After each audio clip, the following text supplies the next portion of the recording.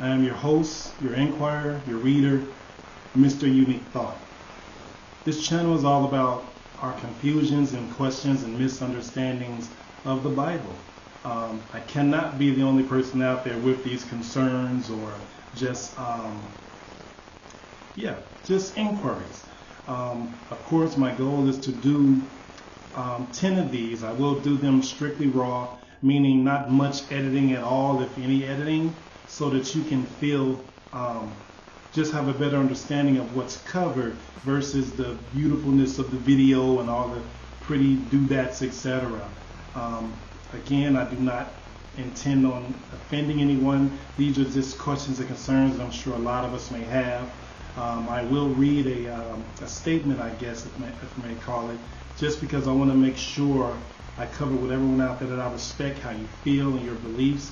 But this is just my concerns and things of that nature, confusions like many of us have out there. So if you're a person out there with concerns and questions or so and misunderstandings of the Bible as well, this channel is definitely for you.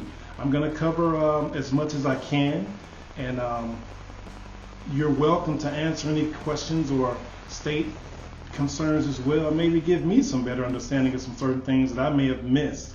I'm going to start with my open statement, as I stated right here, that I prepared for you. I do respect how meaningful the Bible is for many people, for so many, and I'm genuinely interested in a better understanding of it. This is an extremely touchy subject, so even though I do not intend on offending anyone, I'm sure somehow I still will, unintentionally. However, this is mainly for alternative understanding, better understanding, opinions, of course, and inquiry. I prefer this to more so be an invite of dialogue over debate. I strongly believe the word / the Bible has been changed to fit man's beliefs, their purposes, etc. I'm not attacking anyone's beliefs. I am, however, challenging what's been presented.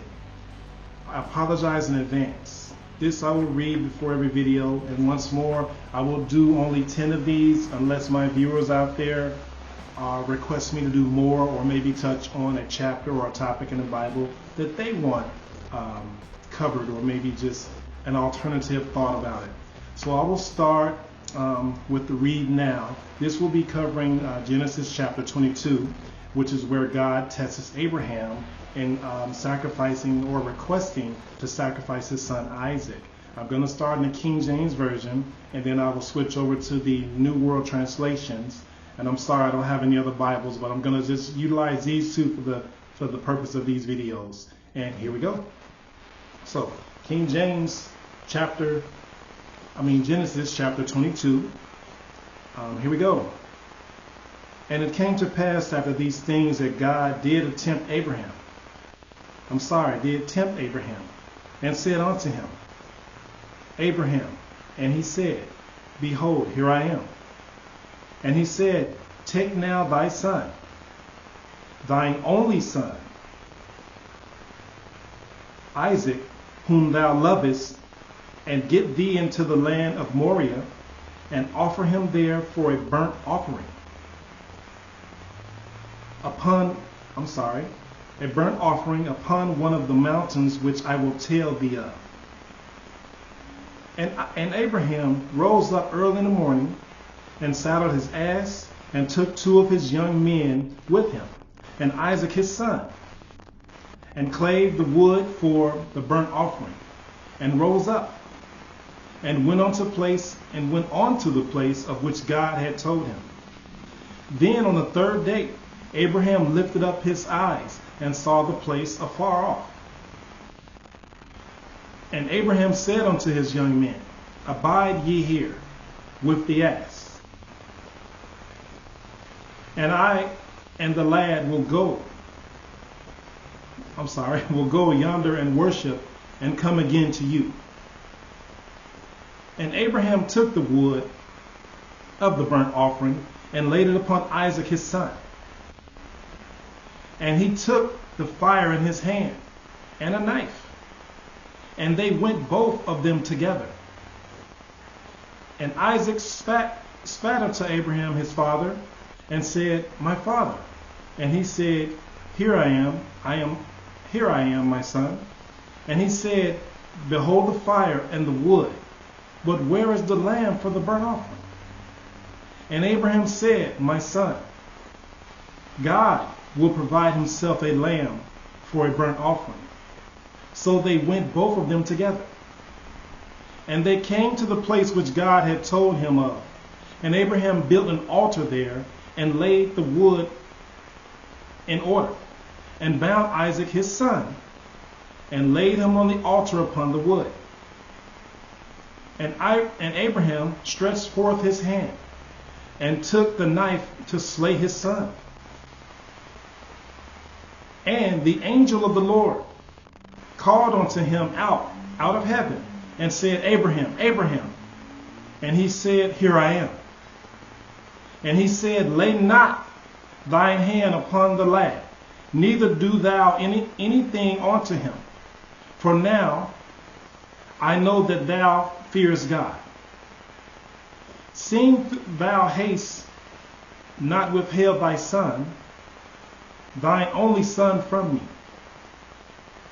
And Abraham lifted up his eyes, and looked, and behold, behind him a ram caught in the thicket by his horns.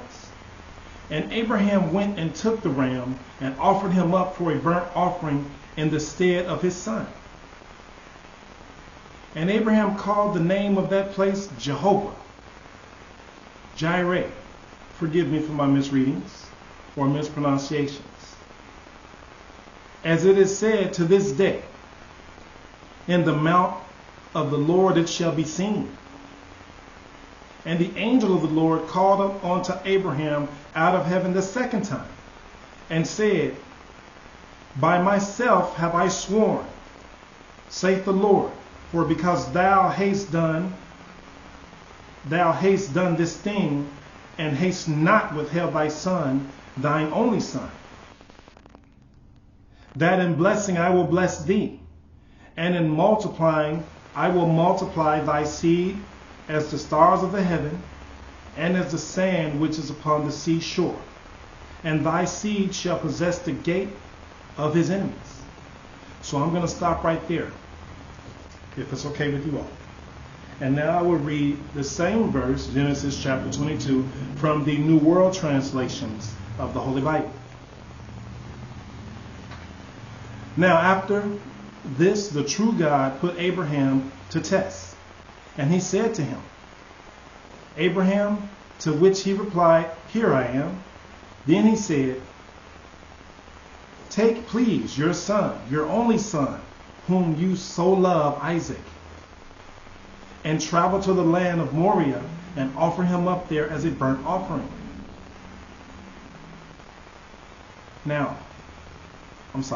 Offering on one of the mountains that I will designate to you. So Abraham got up early in the morning, and saddled his donkey, and took two of his servants along with him, and son Isaac. He split the wood for the burnt offering, and then he rose and traveled to the place that the true God indicated to him. On the third day, Abraham looked up and saw the place from a distance. Abraham now said to his servants, You stay here, and with the donkey, but the boy, and I will go. You stay here with the donkey, but the boy and I will go over there and worship and return to you. So Abraham took the wood for the burnt offering and put it on his son Isaac. Then he took in his hands the fire and the knife, and the two of them walked on together. Then Isaac said to his father Abraham, My father. He replied, Yes, my son. So he continued, Here are the fire and the wood, but where is the sheep for the burnt offering?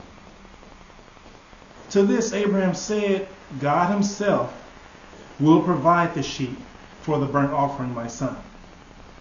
And both of them walked on together. Finally, they reached the place that the true God had indicated to him. And Abraham built an altar there and arranged the wood on it. He bound his son Isaac hand and foot and put him on the altar on top of the wood. Then Abraham reached out his hand and took the knife to kill his son. But Jehovah's angel called out to him from the heavens and said, Abraham, Abraham. To which he answered, Here I am. Then he said, Do not harm the boy, and do not do anything at all to him. For now I do know that you are God-fearing, because you have not withheld, turn the page. Because you have not withheld your son, your only one, from me. At that Abraham looked up, and there just beyond him was a ram caught in its horns in a thicket. So Abraham went and took to the ram and offered it up as a burnt offering in place of his son.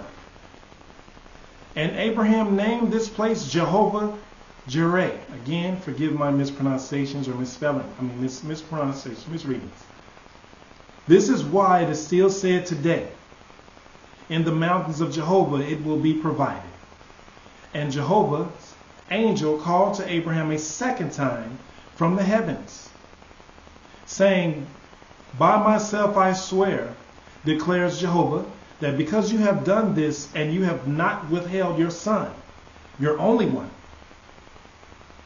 I will surely bless you, and I will surely multiply your offspring like the stars of the heavens and like the grains of sand on the seashore. And your offspring will take possession of the gate of his enemies. So I'm going to stop there like I did with the first Bible. So this is where I'll start my concerns or inquiries. From reading beforehand, before chapter 22, Abraham had shown promise. He had been obedient. He hadn't done anything wrong, etc. He hadn't disobeyed God, etc. So my concern is, why do this? Why the test, as they say? God is the all-knowing and the all-true being. He created everything from thought and an idea and, I'm sure a snap of a finger somewhere. And therefore he knows what Abraham or what any creation he has made will and won't do. He knows their faith. He knows their beliefs. He knows if they will sway. So that is why my concern is for this chapter or for this story. It just doesn't make sense. And again, I don't mean to offend anyone when I say this. These are just common concerns that I feel most people should probably have. It doesn't make sense. Abraham was a faithful servant. He did do anything that was asked of him. So why put him through the turmoil of possibly murdering his own son without any reason? And again, my question is, did his son Isaac do something, wrong or disobedient? And again, there was no story anywhere or any statement anywhere before that chapter that said that Abraham himself did something wrong.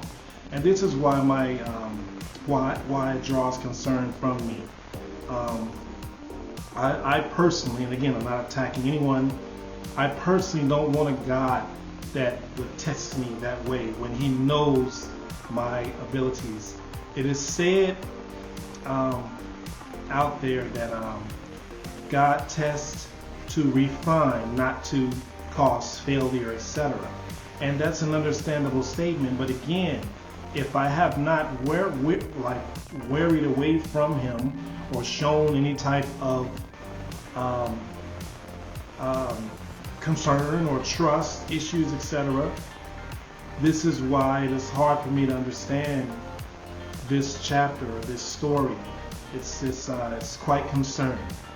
I don't know about y'all. It looks like my camera's blurry. If it is, forgive me.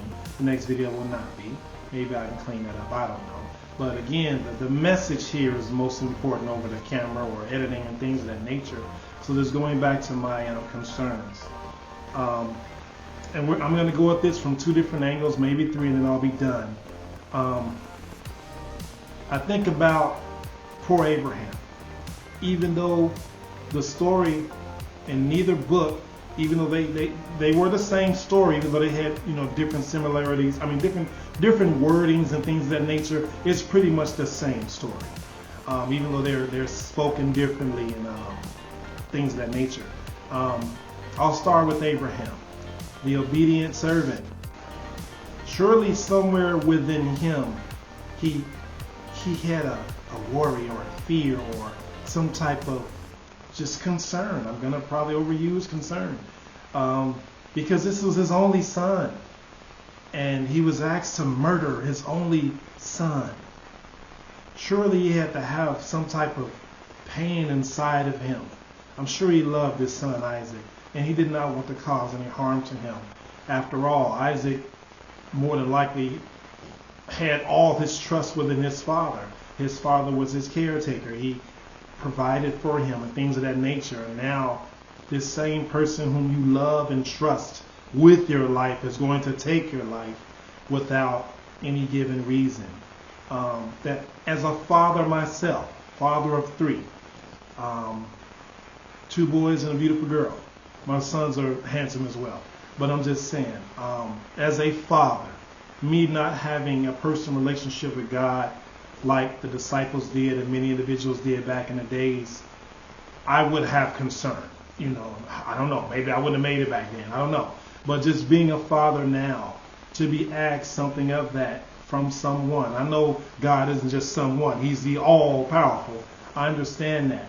But coming from a father, again, of 3, I would have an issue and a problem with that if an authority told me to murder my son or my daughter for no reason, period, just to trust and believe. And that's powerful. That's a lot of faith. That's a lot of trust. And again, with this story related to Abraham, he was also promised by God earlier in the Bible that there was going to be some occurrences through Isaac to occur in the future. So that was kind of contradictory to say, bring him forth as a burnt offering when these things were supposed to occur through Isaac. And again, that's what draws my concern. I'll stop there. So I'll go to Isaac now. Poor Isaac, the son. As a son, can you imagine just the anxiety within him? And just again, that has to be traumatic, extremely traumatic.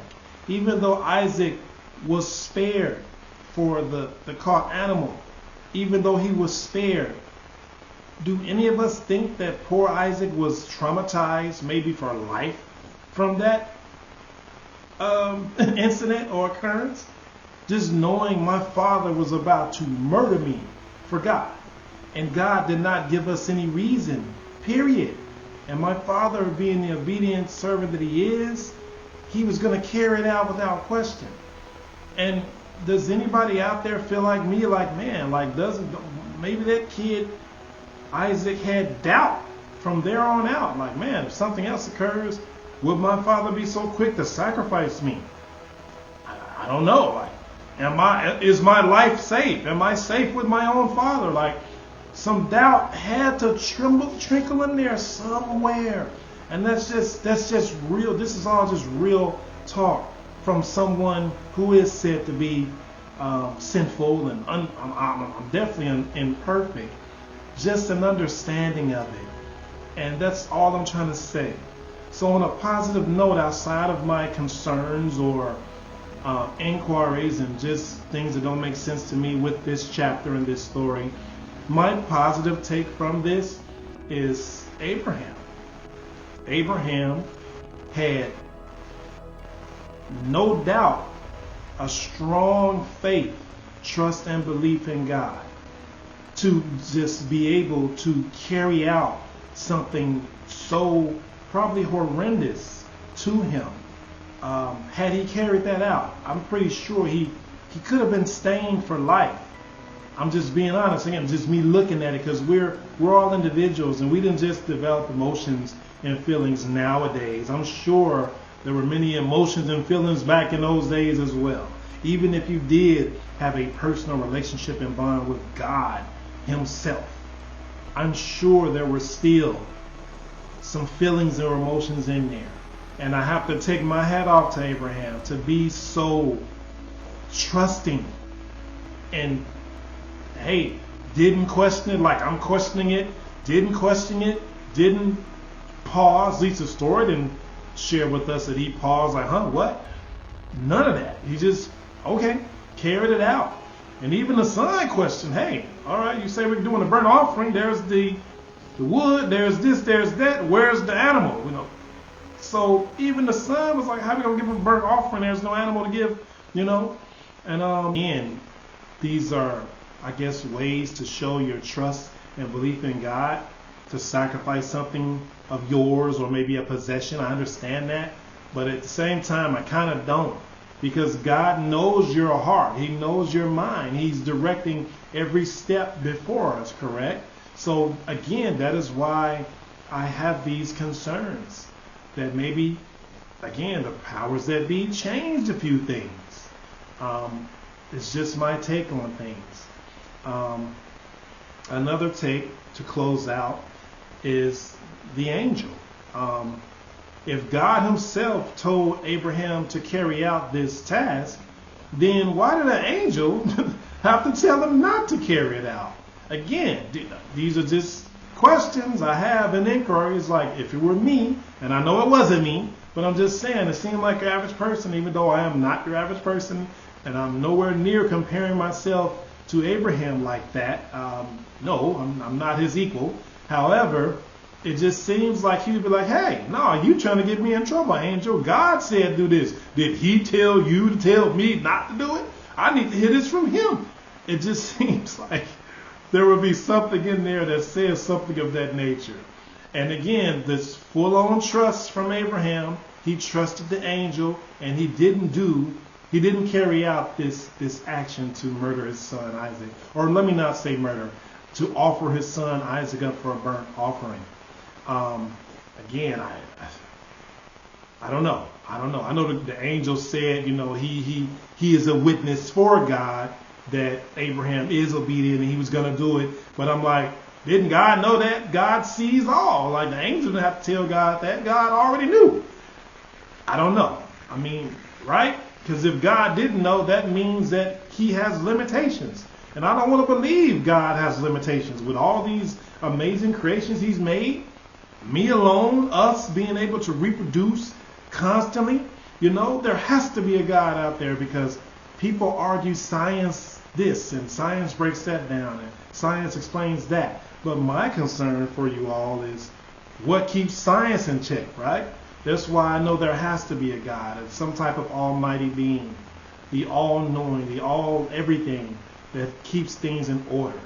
These planets of ours, sure, science explains how they're rolling around in a big, ginormous space without colliding into one another.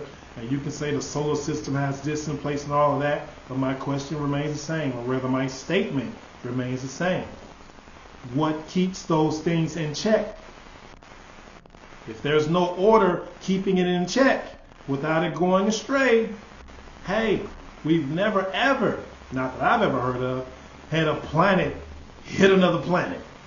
We may have a few meteors here and there, rocks from here and there, but never a whole planet banging into another planet. My take on that, and my statement that I'm going to take to the grave, is there's a God keeping all these things in alignment. So in conclusion, I hope you appreciated my concerns or the things I've addressed with my inquiries on these two, one story from two different Bibles. They're great reads. There's a lot of great beneficial things in the Bible we can learn from to become better individuals. At the same time, there is a ton of questionable things in the Bible as well. So I cannot be the only one out there with these questions or concerns and inquiries. So please, you are welcome. Give as much feedback as you can. If what I've shared today has given you maybe some type of enlightenment, or just a second mind state, or an alternate way of looking at this story, or even the same thing you may have thought, please share some comments, like and subscribe. Again, currently I'm only doing 10 of these, so this is one of 10, and maybe 2 bonus ones or so. But that's based on my viewers, what you request and how you feel about it. Until then, please enjoy the rest of your day. I look forward to hearing those comments, and I'll see you in the next video where I will cover Job. Take care.